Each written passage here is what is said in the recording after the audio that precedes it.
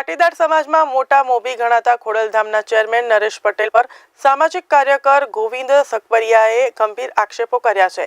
તેમણે રીબડા ખાતે ચાલી રહેલી ગેરરીતિઓ અંગે 4 વખત નરેશ પટેલને રજૂઆત કરવામાં આવી હોવા છતાં કોઈ કાર્યવાહી ન કરાઈ હોવાનો આક્ષેપ કર્યો છે।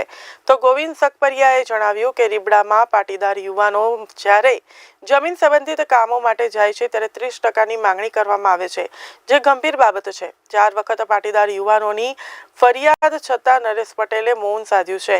એથી દુઃખ થાય છે કે સમાજના મોભી તરીકે તેમની જવાબદારીથી દૂર રહી રહ્યા છે।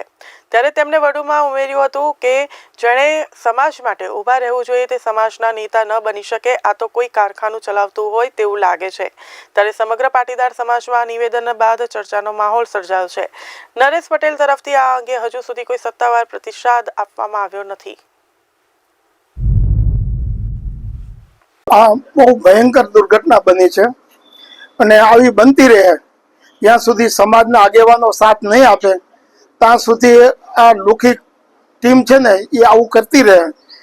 અલ્પેશ ઢોલરિયા, ઓલા કથિરિયા અને જિજ્ઞેસાબેન એ લોકોની જ્યારે ટીમ આવી ત્યારે અમે એને કીધું પહેલાં અમને રીબડા અમે એની ગાડીઓ રોકી રીબડા અને કીધું તમે પહેલાં રીબડાના પ્રશ્ન સોલ્વ કરો। આજ કેટલા વર્ષથી અડગ્યા છે તો કે અમે આના પછી આવશું।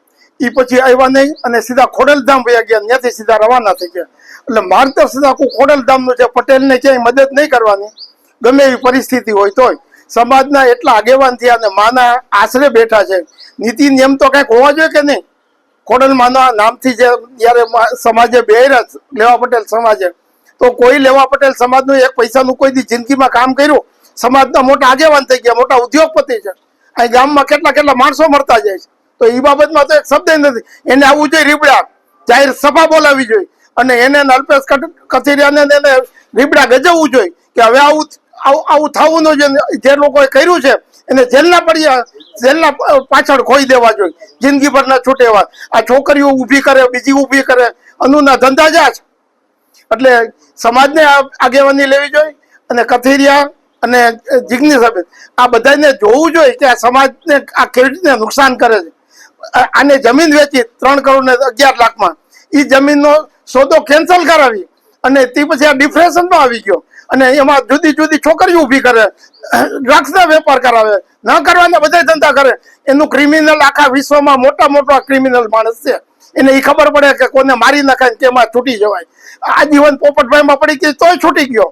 એટલે આ આખું એક જબરજસ્ત ષડયંત્ર છે, લુખાગીરી કરવાનું અને રીબડામાં રહીને આ બધું કરવાનું। અને સમાજના આગેવાન હાવ આંધળા છે, એને આખું જ નથી, કાન જ છે।